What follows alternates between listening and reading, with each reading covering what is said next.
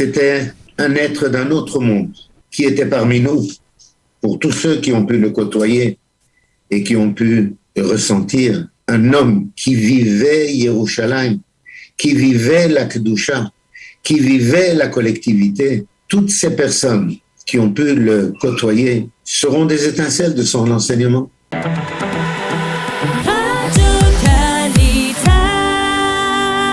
Nous voulions bien entendu évoquer le souvenir du Rav Yoshua Zuckerman qui est décédé cette semaine.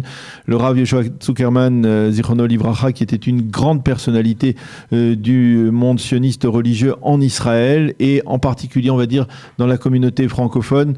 Shalom Var, bonjour, Boker Tov. Boker Tov, Boker Tov.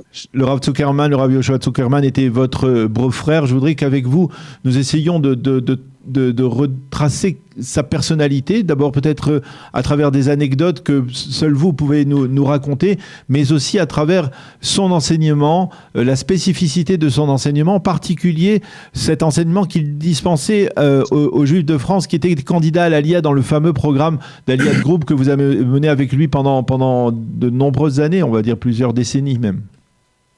Tiens. D'abord, quelques rappels.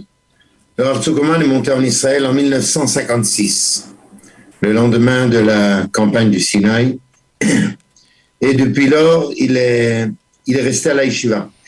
Nous avons près de 60 ans que le Rav Zuckerman étudie à la Yeshiva. Je crois qu'il est rare de pouvoir témoigner d'une personne près de laquelle tu vis et qui, depuis 60 ans, est à la Yeshiva.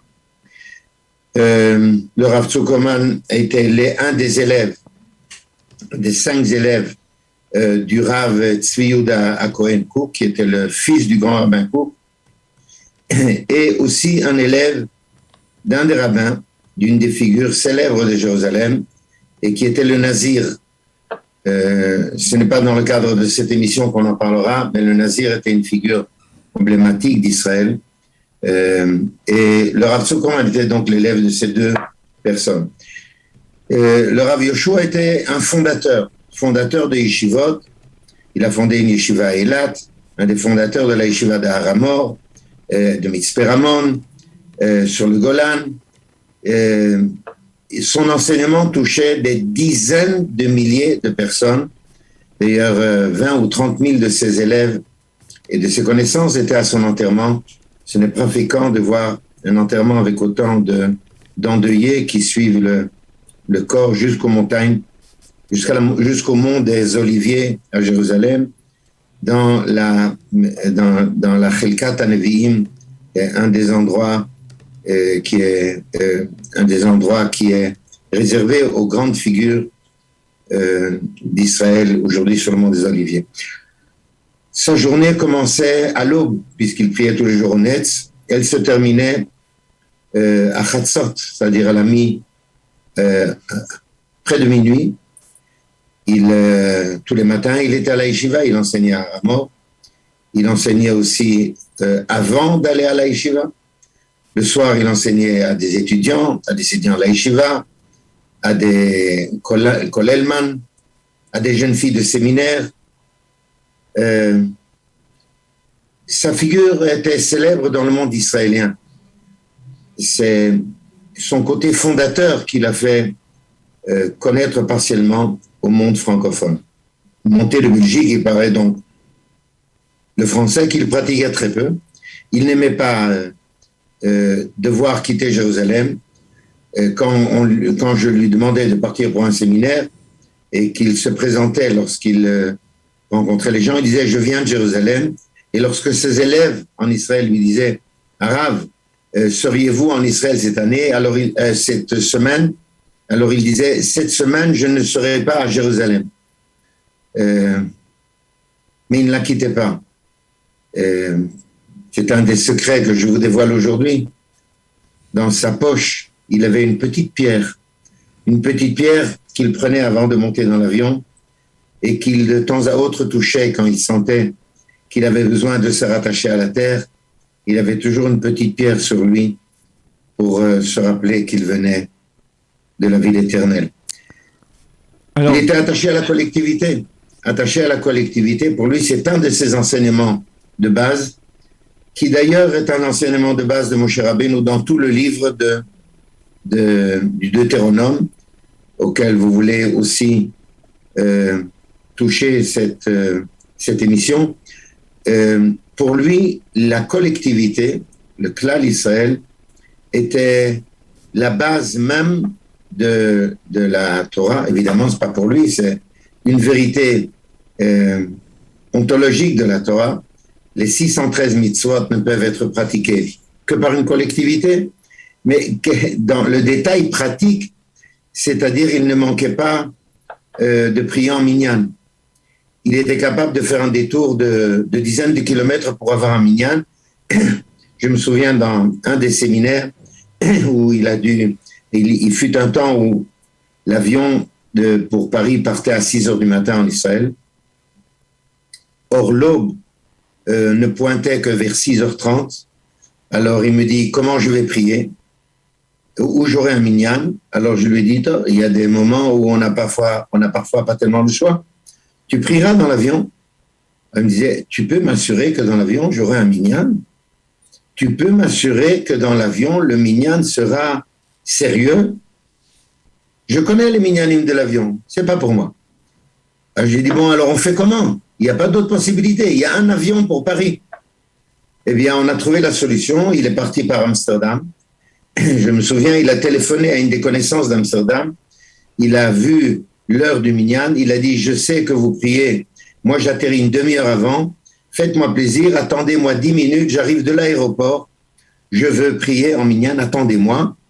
Et il est parti jusqu'à Amsterdam. Et de là-bas, il a pris le train jusqu'à Paris. C'était évident. Klal Israël, c'était sa vie. Des milliers, des dizaines de milliers d'étudiants il avait. Je voudrais rappeler 2 de ses propriétés qui sont assez impressionnantes. D'abord, c'est qu'il était une force physique impressionnante. Physiquement, il était fort, c'était un gibor. Secondo, il était capable de sauter 2 nuits. Il était capable de ne pas dormir 2 nuits de suite. D'ailleurs, quand il partait en France pour les séminaires, c'était toujours un vendredi. Or, toutes les nuits du jeudi à vendredi, il ne dormait pas. Pour vous donner un de ses horaires, il enseignait à Mitzperamon jeudi soir à 10h. À 2h du matin, il participait à une réunion de l'assemblée d'un des villages du sud près de Haza qu'il fallait renforcer. À 4h du matin, il était dans un autre village où on l'attendait, où les gens se réveillaient pour prier avant l'aube. Et ensuite, il revenait à Jérusalem et il commençait sa journée. C'est une propriété qui a été rappelée par tous les personnages qui ont fait son éloge alors avant son enterrement. Les 2 grands rabbins d'Israël étaient là. Les 2 grands rabbins, tous les rabbinim de Haramor étaient là, évidemment. Et le Rav Yosef, qui ne connaissait pas tellement le Rav Zuckerman. Par contre, le Rav Ovadia Yosef connaissait très bien le Rav Zuckerman. Un jour, l'agent juif a demandé au Rav Ovadia Yosef, il y a une vingtaine d'années, de partir en France pour encourager les Juifs à monter en Israël. Et le Rav Ovadia Yosef a posé comme condition que si le Rav Zuckerman m'accompagne, je sais qu'il traduira ce que je dirai fidèlement, et comme il parle français, donc c'est lui qui l'avait choisi. Il habitait à Sharei Chesed. Oui. Sharei Chesed, comme vous le savez, c'est un des quartiers typiques de Jérusalem, dans lequel sont mélangées des populations différentes, et y compris le Rav Auerbach, fameux célèbre Rav de tellement de nombreux du monde Haredi, avec lequel le Rav Zuckerman s'entretenait très fréquemment dans le domaine de la halakha, de même qu'il prenait conseil chez le Rav Eliashiv. Hier, je suis dans la semaine de la Shiva. Hier, j'ai entendu le Rav de Sharei Chesed. Je ne sais pas combien de Juifs en France comprennent la notion Yerushalmi. Yerushalmi, c'est Jérusalemite, c'est un Juif qui ne se tient d'à partir de ne pas appartenir à une case bien définie. Il peut facilement étudier en Chevruta avec une personne qui a une kippa d'une certaine couleur. Il peut très bien prétendre être l'élève d'un grand rabbin qui était en Europe et qui n'a pas voulu monter en Israël. Yerushalmi, c'est quelque chose qui est indéfinissable.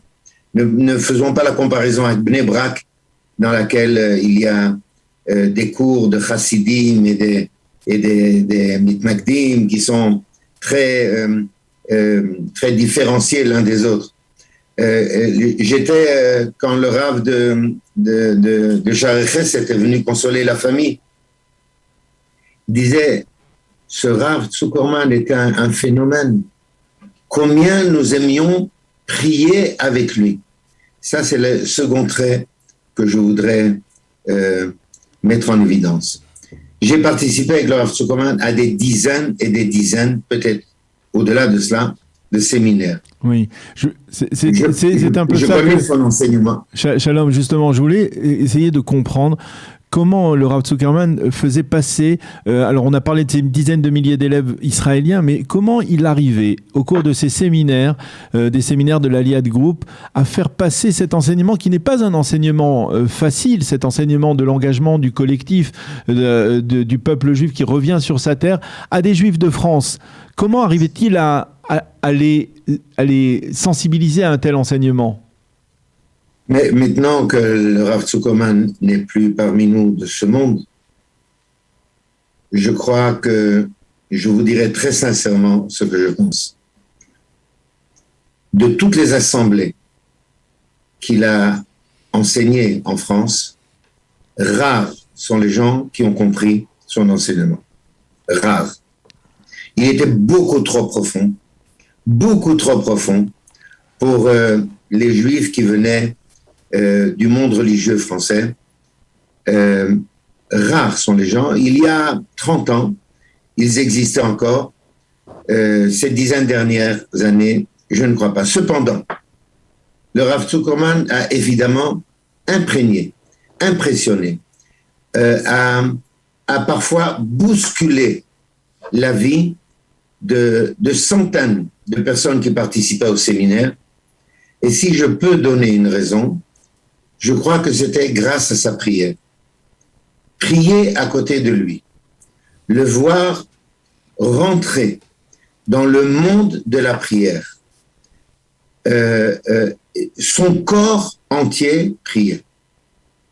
J'ai entendu des dizaines de personnes qui, ces derniers jours, puisque je vois des multitudes de gens qui viennent consoler, qui disaient prier à côté de lui, c'était une sensation religieuse au sens du mot, c'est-à-dire se rattacher à Dieu. Hier, j'ai entendu un de ses élèves qui m'a dit « Je voudrais t'avouer un secret ». Un jour, le Rav Zuckerman m'a dit « Je n'ai pas réussi à bien prier ». J'ai dit « Rav », a répondu l'élève, mais il y avait un silence total. Et qu'est-ce qui vous a dérangé? Alors il a dit d'une façon très humble, il a dit la personne qui était à côté de moi avait des pensées qui n'étaient pas propres. Je n'arrivais pas à me rattacher au monde de la prière. Je voudrais son second enseignement. C'était la notion de la Emouna. La notion de la Emouna que le Rav Zuckerman prenait comme la préface de tout son enseignement. La foi. Il disait, la Emouna, ce n'est pas la foi. La traduction française ne reflète absolument pas ce que veut dire la foi. D'ailleurs, disait-il, il est impossible de définir la foi. Une des images qu'il donnait va expliquer à un poisson, dans la langue liquide, quelle est la définition du feu.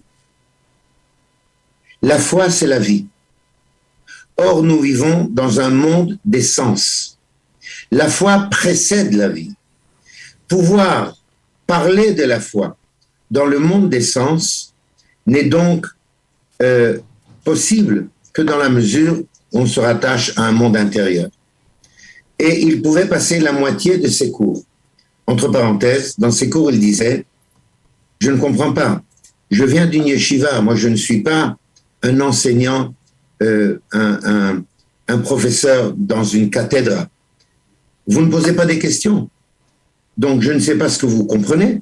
Je ne sais pas où nous sommes dans l'explication que je viens de donner. Demandez-moi des questions. » Il pouvait dire à un certain moment « Vous n'avez donc pas de questions. Ce n'est pas possible. Alors arrêtons-nous ici. » Son enseignement était un véritable enseignement de Chevruta. Et peu d'importance combien de gens il y avait dans la salle. Ça pouvait être 10 personnes, ça pouvait être 50 personnes. Il regardait les visages et il disait « Est-ce que ce que j'ai dit, est-ce que vous avez compris? Qu'est-ce que vous auriez voulu poser comme question ?» Il savait que son enseignement était profond. Il savait qu'il amenait des éléments de pensée que il faut traduire dans des paroles humbles. Et je voudrais terminer sur la paracha en parlant du livre du Deutéronome. Bamidbar est un livre dans lequel Moshe Rabbeinu nous parle de l'Aïmouna du début jusqu'à la fin. Il parle de la grandeur de Dieu, il parle de l'immensité, il parle de Dieu Tout-Puissant, et il termine en disant « C'est le Dieu qui fait la justice, c'est Dieu qui s'occupe des pauvres, des veuves, des gens démunis, des orphelins. » Et le Midrash dit « Là où tu trouves son immensité, là tu trouveras son humilité », en parlant de Dieu évidemment. Et le Rav Zuckerman, son immensité n'était pas comprise, certainement pas, par les Olim qui venaient étudier, mais elles étaient ressenties. Et je crois d'ailleurs que les Olim qui montent en Israël ont ressenti ce secret qui leur a permis de dire logiquement, les gens qui m'interpellent dans la famille, dans mon entourage, à l'école, à ma synagogue, me disent « Mais monsieur, qu'est-ce qui vous prend de partir ?» Et je voudrais leur expliquer. Alors je donne des arguments qui sont logiques et ils retorquent « Oui, mais ici, un Parnassa, etc. » Et j'ai du mal à leur expliquer. Combien de gens m'ont dit ça? Pas plus tard que la semaine dernière, j'avais une famille qui est montée de Choisy-le-Roi, dont j'ai rencontré les parents en 1984 et qui était sur le point de monter. Et il me disait, Yosef, qui était à ma table avec ses 6 enfants, il me disait, mon père, en 1984, vous a rencontré. Et lorsqu'il a voulu préparer son dossier, tous les gens qui l'entouraient lui ont dit, mais monsieur, qu'est-ce qui vous arrive? Vous allez partir, vous avez une famille nombreuse, et qui va vous donner la parnassa? Et comment vous allez vous débrouiller? Et vous ne parlez pas bien l'hébreu. Et il n'est pas parti. Et tous ses enfants sont restés. Alors j'ai dit à Yosef, et toi, qu'est-ce qui t'est arrivé? Alors il s'est tué, à un certain moment, il a dit, je vais vous avouer, à Shmini Atzeret, cette année, j'étais à la prière, et à un certain moment, je me suis senti emporté. Et j'ai senti mon corps qui disait, je veux de la sainteté. Je suis revenu à la maison, j'ai dit à ma femme, nous partons en Israël. Alors, pas tout le monde a l'humilité, pas tout le monde a la sincérité. Les Français aiment frimer. Ils trouvent des raisons. Je pars pour X raisons. Je pars pour l'avenir de mes enfants. Je pars pour qu'ils puissent aller avec des tzitzit dehors et avec une kippa. Je pars, monsieur, parce que je suis rentré dans le supermarché et j'ai vu combien de yaourts sont cachés. Et d'autres disent, je pars parce qu'enfin, je pourrais faire mon judaïsme, l'expression, vivre mon judaïsme. Et d'autres qui ne partent pas. Je ne pars pas parce que je ne pourrais pas, parce que les Israéliens, on part parce que l'Aïmouna t'a envahi, parce que tu as découvert l'Aïmouna. Ça, c'était l'enseignement du Rav Zuckerman. C'était un enseignement difficile. sauf ceux qui avaient touché du doigt, qui avaient ressenti ces enseignements, pouvaient dire le Rav Zuckerman est devenu mon maître. Sur les milliers de juifs qui sont montés de France, ces derniers jours, j'ai quelques dizaines qui m'envoient en disant notre maître est décédé. Parce qu'il était vraiment le maître spirituel de quelques dizaines. Mais il a formé une révolte. Il a créé des yeshivot. Il a aidé des villages à se monter, à se créer, à vivre. Hier était est venu consoler la maison le Rav de Keshet, qui disait il y a 50 ans, c'est le Rav Zuckerman qui m'a nommé Rav de Keshet. Il y a un mois, il m'a présenté celui qui va me remplacer. Il y a un mois, le Rav Zuckerman avait maigri, était pratiquement méconnaissable. Mais il n'arrêtait pas d'enseigner. Il n'arrêtait pas d'œuvrer. Il n'a pas voulu aller à l'hôpital. Il a continué à enseigner à Hebron. Chaque semaine, il allait enseigner à la grande yeshiva de Shavet Hebron. Il a continué. Il a continué à aller jusqu'au Golan. Il y a un mois, il était déjà en train de quitter ce monde. Je l'ai vu il y a une semaine, lorsqu'il quittait l'hôpital. Sa barbe avait un peu repoussé et la lumière qui, en général, était sur sa figure était spécialement éclairante. Et j'ai eu le toupet lui dire à Rav Yoshua, tu as bonne mine. Alors il m'a répondu dans son humilité normale. Puis j'ai toujours bonne mine. Que puis-je faire que mon corps refuse de manger? Zéro. C'était un être d'un autre monde qui était parmi nous. Et pour tous ceux qui ont pu le côtoyer et qui ont pu ressentir un homme qui vivait Yerushalayim, qui vivait la Kedusha, qui vivait la collectivité, toutes ces personnes qui ont pu le côtoyer seront des étincelles de son enseignement. Et la lumière peut maintenant éclairer. Vous savez, dit le Rav Kook, quand le soleil se couche et que la nuit arrive, on pourrait croire que c'est la fin. Et pourtant, la délivrance est comparée souvent à la fin de la nuit. Le processus, quand la lune va disparaître, dit le Rav Kook, à ce moment-là, on voit les étoiles. Avant ça, quand le soleil est dans le ciel, on ne voit pas qu'il y a des étoiles. Maintenant que le soleil disparaît, les milliers d'étoiles brillent. Maintenant que le Rav nous a quittés, des milliers d'élèves du Rav, des milliers d'olim que le Rav va accompagner, pourront essayer de vivre, pas d'enseigner, de vivre, de vivre. Ne soyez pas religieux, disait-il, soyez naturel. Le judaïsme est une nature. Soyez naturel. Si vous ne mettez pas tefillin, disait-il, c'est pas parce que vous n'êtes pas religieux, c'est parce que votre bras ne le ressent pas le besoin. Quel dommage! Un bras qui ressent le besoin, comment peut-il débuter sa journée sans ça? La nature du peuple d'Israël aujourd'hui est une nature de délivrance. Les jours que nous vivons aujourd'hui sont des jours de délivrance. Shabbat Shalom. Shabbat Shalom, merci beaucoup Shalom pour cet enseignement et pour avoir ainsi rendu hommage au Rav Yoshua Zuckerman Zichrono Livracha qui était aussi avant tout peut-être aussi pour vous votre beau-frère et un maître aussi. Merci beaucoup d'avoir été avec nous ce matin. Shabbat Shalom et Besorot Tovot. Shabbat Shalom.